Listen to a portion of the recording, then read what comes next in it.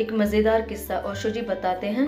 एक सज्जन ने मुझे पत्र लिखा कि आप रोल्स रॉयस में चलते हैं, अगर आप इसे बेच दें और ज़रूरतमंदों में बांट दें तो कितना अच्छा होगा। ओशो बोले, कितने ज़रूरतमंदों में बांटूं? 70 करोड़ ज़रूरतमंद हैं भारत में। लेकिन मज़े की बात यह है कि जब मैं रोल्स रॉयस में नहीं चल रहा था तब भी ज़रूरतमंद इतने ही थे और अब भी इतने ही हैं। मैं पैदल चलता था तब भी इतने ही थे। लेकिन मूर्खतापूर्ण बातें हैं ये। क्षुद्र बातों पर सारा मस्तिष्क अटका हुआ है।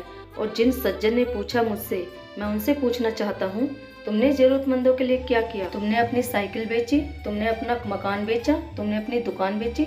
तुमने ज़रूरतमंदों के लिए क्या किया? और कोई करे भी क्यों? आखिर ज़रूरतमंद खुद क्या कर रहे हैं? उनका काम एक ही है कि वो ज़रूरतें पैदा करते चले जाएं। वो बच्चों की कतार लगाएं, ये उनका काम है, जैसे कि वो कोई उपकार कर रहे हों। प्रश्नों में ऐसे ही पूछा है मुझसे, जैसे वो मुझे कोई सलाह देने आए हुए हैं। तुम यहाँ तक खामखा आए, इतना पैसा खराब हुआ, किसी ज़रूरतमंद को दे देते। यहाँ तक पहुँचे कैसे? बिना टिकट? कपड़े लत्ते पहनते हो कि नहीं? बांटो, दिगंबर मुनि बन जाओ, क्योंकि ये सब बातें कहाँ रुकेंगी। मैं सस्ती से सस्ती गाड़ी में चलता था, स्टैंडर्ड हेराल्ड। लोग मुझको तब भी पूछते थे कि आप ज़रूरतमंदों की फिक्र नहीं करते, इसको बेच के ज़रूरतमंदों को दे दो। मैंने उसे बेच के सीएट खरीदी, चलो ये झंझट मिटाओ। लोगों ने फिर कहा, अरे आप सीएट में चलते हैं। फिर मैंने उसे बेच के इम्पाला खरीदी। लोग फिर कहने लगे, इम्पाला में चलते हो? मैंने उसे बेच के बेंच खरीदी। लोग कहने लगे, ये आप क्या कर रहे हो?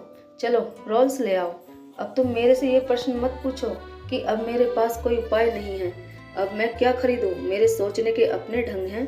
ज़रूरतमंद हो तो तुम खुद जिम्मेदार हो, मैं जिम्मेदार नहीं।